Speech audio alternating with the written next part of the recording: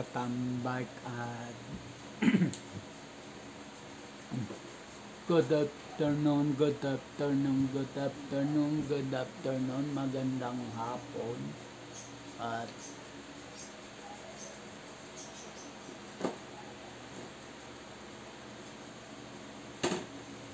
ang oras pala ay 1:19 na ng hapon sa petsa na May 12. Yan. So yun. At yun. May isi-share lang ako. Kanina sa school. Nagtataka kayo kung bakit nasa school ako. Actually, hindi ako. Hindi tayong lahat. Kasi May 12 ngayon, botohan. So, nag-decide ako na maagang bumoto para makakilos pa dito sa pamamahay ko. So, ayan. So, yun. Kwento ko lang yung sa botohan. Dami palang nakakakilala sa akin doon na nakatambak. So, ang dami. Pati yung mga watcher doon, kilala ako.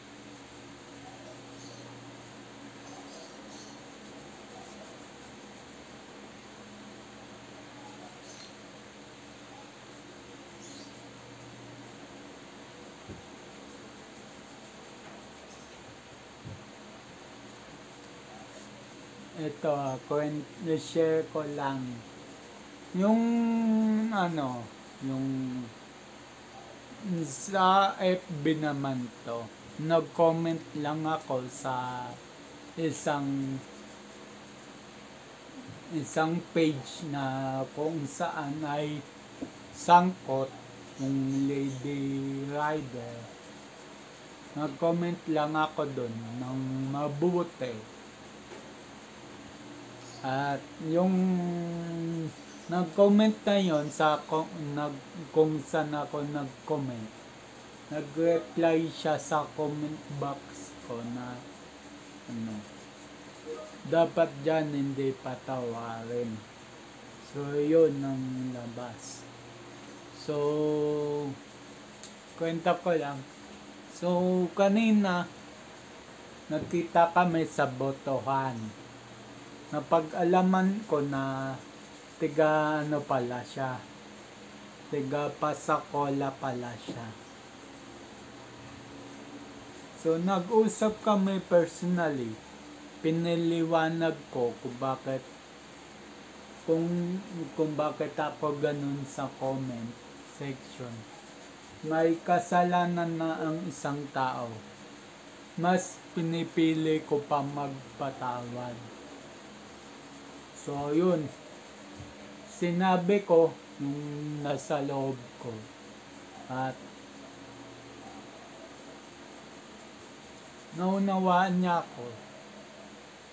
Nung paalis na ako, tinawag niya ako at nag-sorry siya sa akin sa mga pinomment niya sa akin. Sabi ko, okay na yun. Wala na yun. I accept your apology, sabi ko. So yun, hindi ko na sasabihin sa inyo kung anong kinoment sa akin. Baka kasi magkaroon pa ng lamat eh. So yun.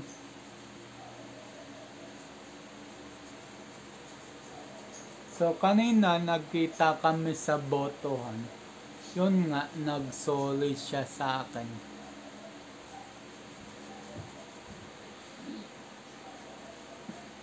At pagkatapos yun, pagtapos ng pag-usap namin na yun, ay daming nakakakilala sa akin. Kahit watcher ng botohan, kilala ako. So, humingi sila ng sticker sa akin. Sabi ko, hindi pa ako nakakapagpagawa ng sticker ko. At so yun, nagpa-picture na lang sila sa akin. Sabi ko, okay lang, sige.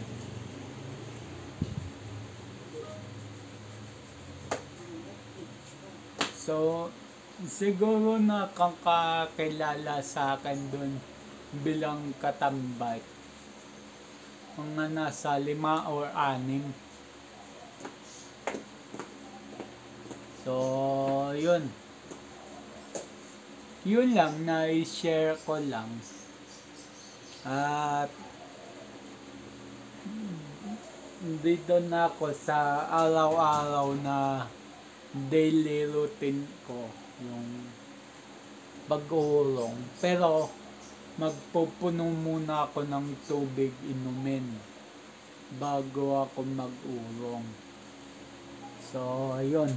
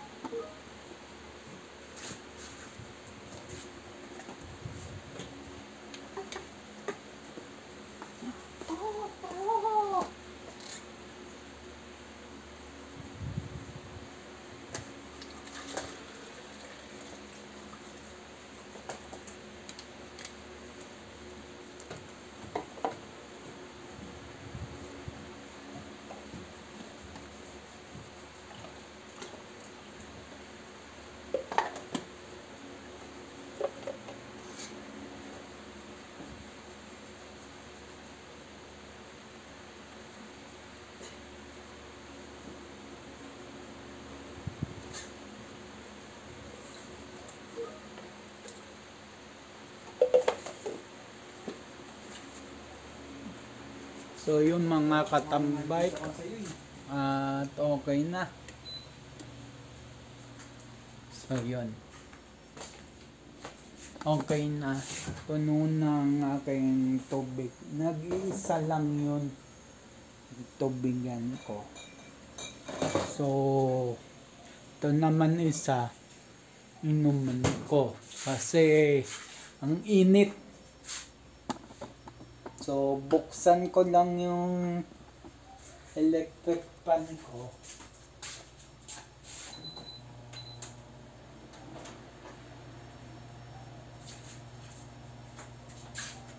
Sana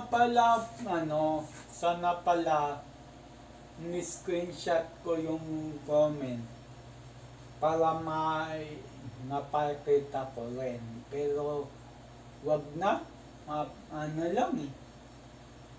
Magbabiral lang yung nag-comment sa akin na yun, tsaka humingi naman siya ng tawad na sa akin.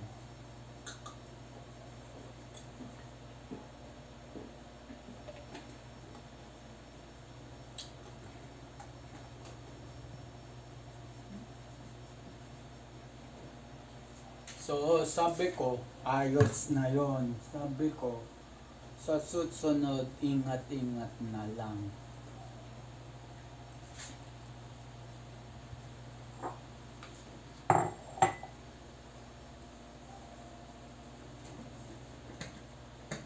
So yun, kwento ko pa uli na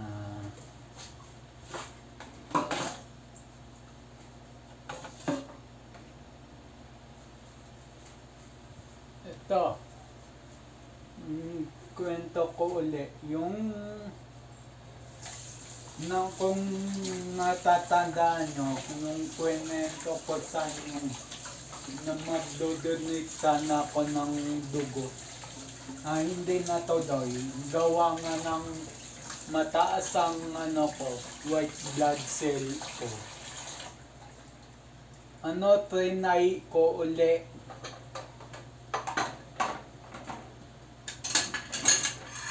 Trinay ko uli.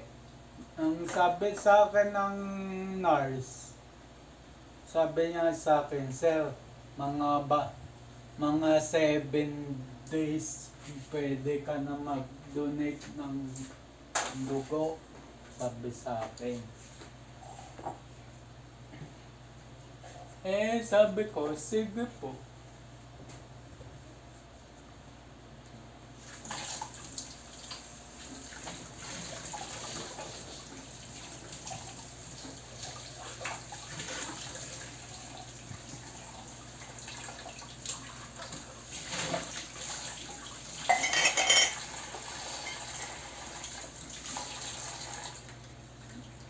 So ayun,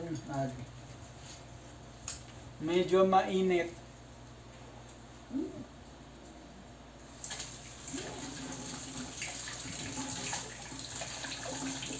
Nga pala hindi ko napakita sa inyo sa vlog.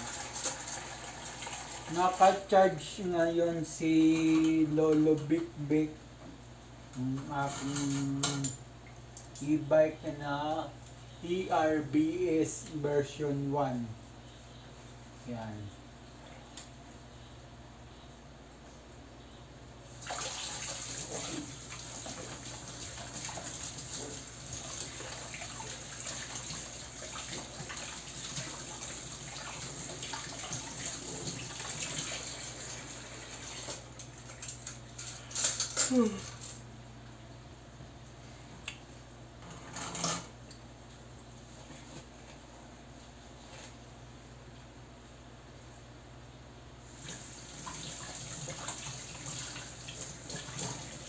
So yun, medyo mahirap ng kuskusin tong isang sandok na to ng kanin kasi ayan nasunog. Yung dulo lang naman nasunog, pero linis na to.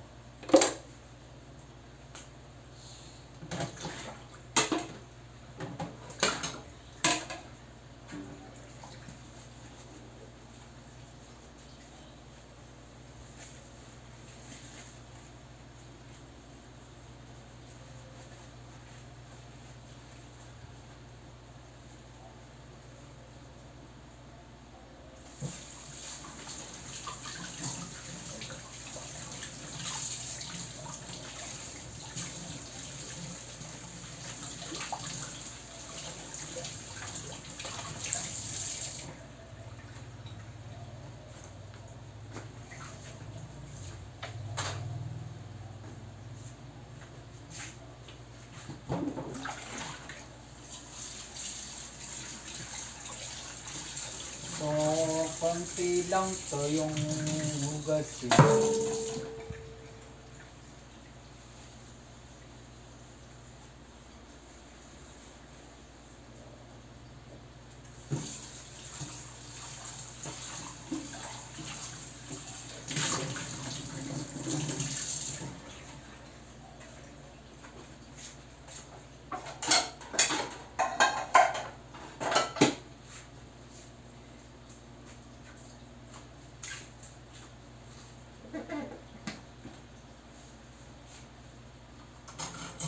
So, hugasan ko na kesa dumami pa ng dumami.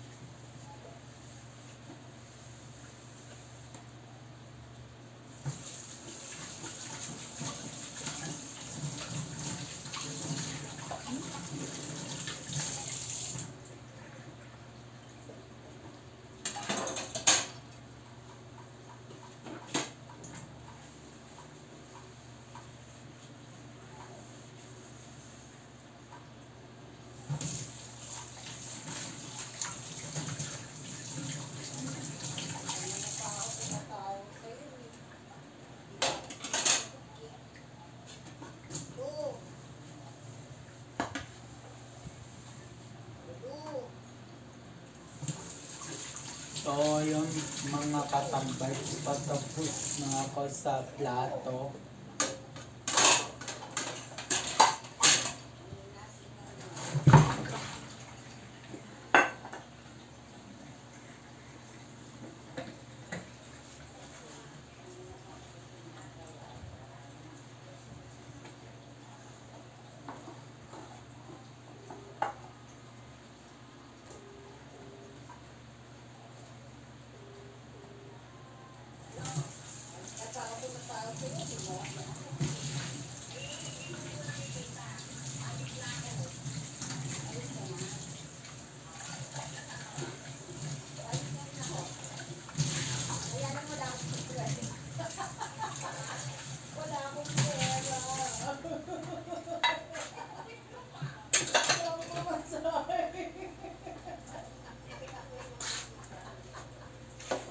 Wala ka pa tayong gamit.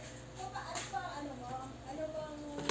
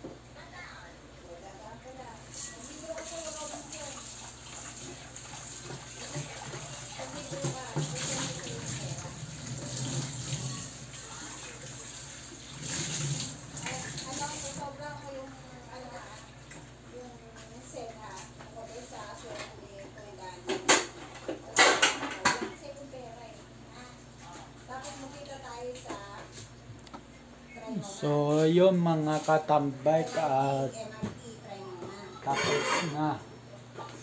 So, yun. Pero alam mo lang, si Bete, isang sakay lang. So, ayun. Bete, o sige, sige. Mga katambay at tapos na ako magpulong. So, ayun. Malinis na. Yan. Pati yung nasa kalan, malinis na rin. Yan. So, ayun. At yun. Sa, ano na pala, tawag dito.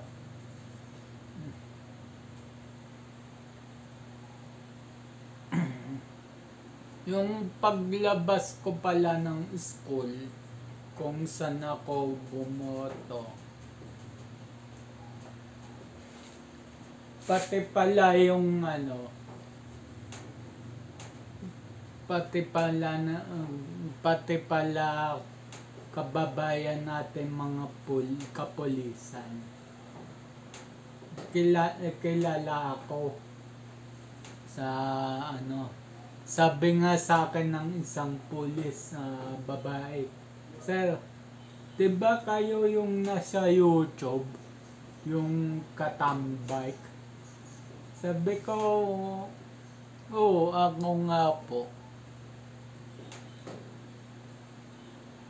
Tapos, gulat ako, tinamayan ako. So, tinamayan ko rin. So, sabi sa akin ng mga bukod si pulis na ma'am, may mga pulis din na lalaki. Sabi sa akin, "Sir, napapanood kita." Sabi pa nga ng isang pulis na ano na rin yun, medyo matanda na rin. Sabi sa akin,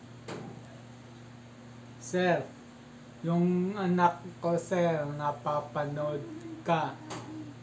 Pero hindi siya nanonood sa akin na. Yung anak niya nanonood sa akin. At natututo na daw magugas ng pinggan. So, sabi ko, "Ay naku, salamat naman kung ganun."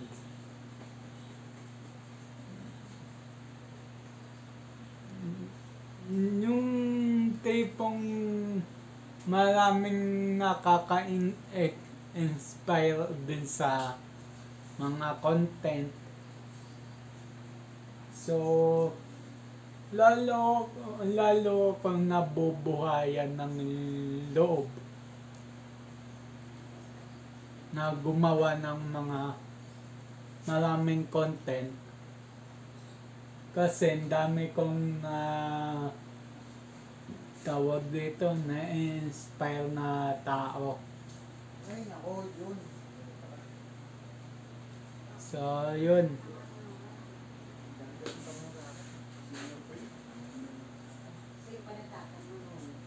So, nung nagpaalam na ako sa mga kapulisan natin, kasi naka-open lang si Big eh. Hindi kong pinatay sa sosyan nung kinausap ako eh.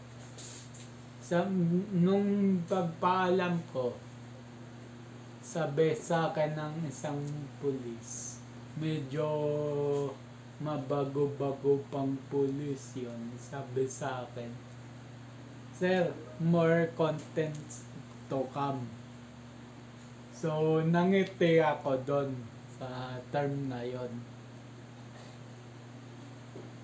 Pag uwi ko kanina hanggang ngayon, naiisip ko yun, nangingiti pa ako.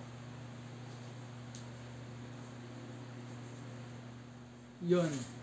Kaya, sa mga taong ganon, lalo ko pang sisipagan maggawa ng content.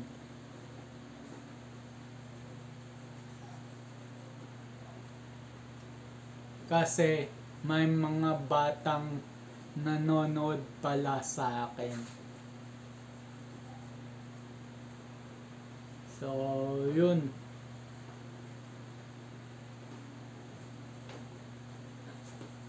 Ano lang,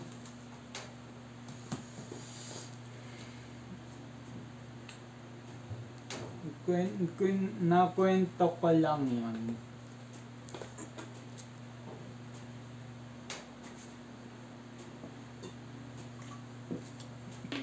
Ito nga pala si Lolo Bikbik, yung e-bike ko na ARBS version 1.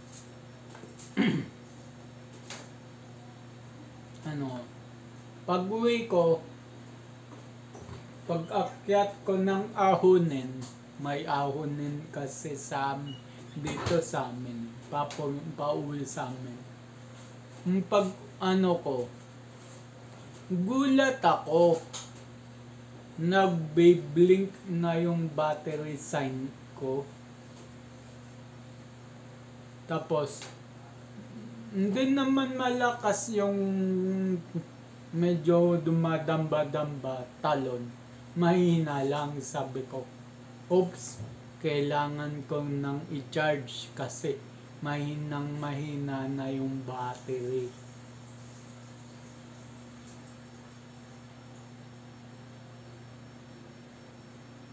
So, yun, pag uwi ko dito, kinol down ko muna ng mga 1 oras kasi lead acid pa yung battery ko, kaya kailangan pa niya ng pahinga bago i-charge. Ganun din pagka full charge, kailangan din ipahinga bago ibiyahe. So, kung lithium battery, tsaka LiPo battery, hindi na kailangan ng pahinga yan. Okay lang, diretso. So, sa akin, lead acid pa yung battery ko, kailangan pa ng pahinga. At least, 1 oras, sabi nga sa akin ng installer ng battery, 30 minutes eh. Pero ako, ginawa ko ng 1 hour. Para pahinga siya. May nagkwento sa akin na isang ka-e-bike din na 2 beses siya nagpalit ng battery. Kasi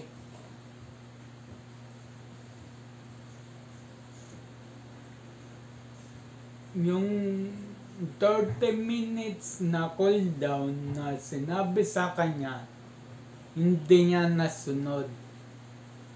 Mga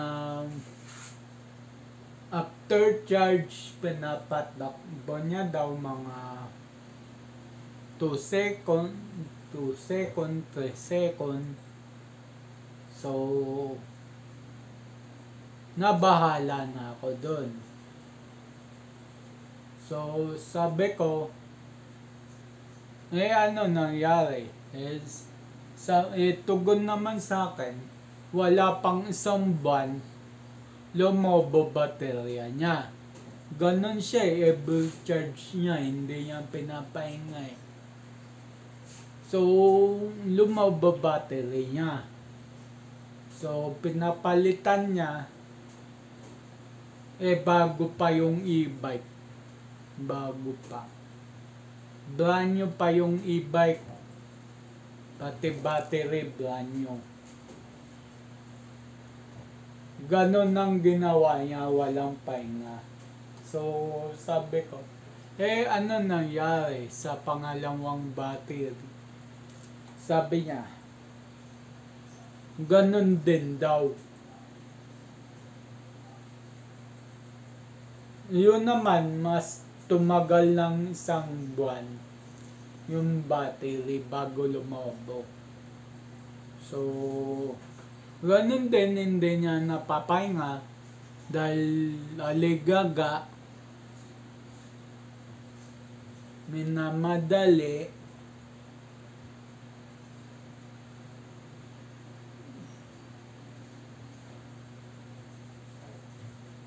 sabi niya nga sa akin,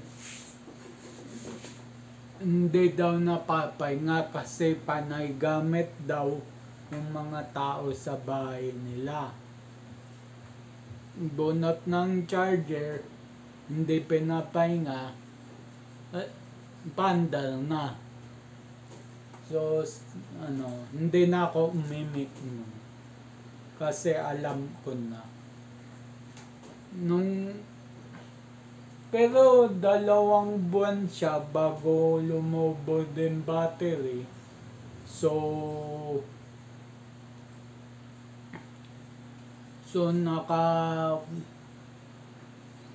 pangalawang palit na siya. Ito pangatlo ngayon. Yung pangatlo, mas maingat na siya. Yung reservang susi, tinago niya sa taguan niya. At yung susing hawak niya, laging nasa bag niya lang. Tulad ko rin yun, may mini bag sa harap eh. So, nandun lang sa mini bag niya at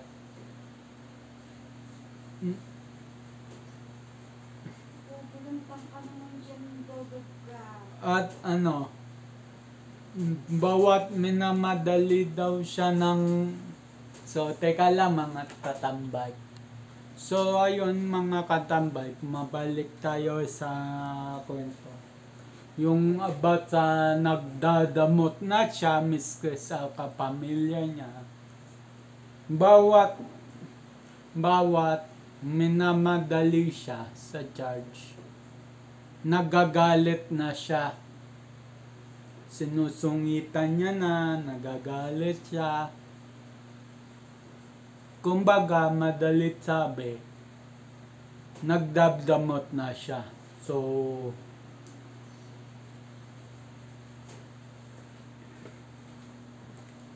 yun. Kwento niya sa akin na nagagalit na siya pag may humihiram o pag minamadali na yung charge na apura. So yun. So hindi alam ng kaibigan kong yun, nakarating sa tatay. So kinausap siya ng tatay, and then yung kaibigan ko, kinausap din yung tatay. So naliwanagan yung tatay na dapat hindi minamadali ang e-bike, lalo na pag charging, tsaka yung putol charge.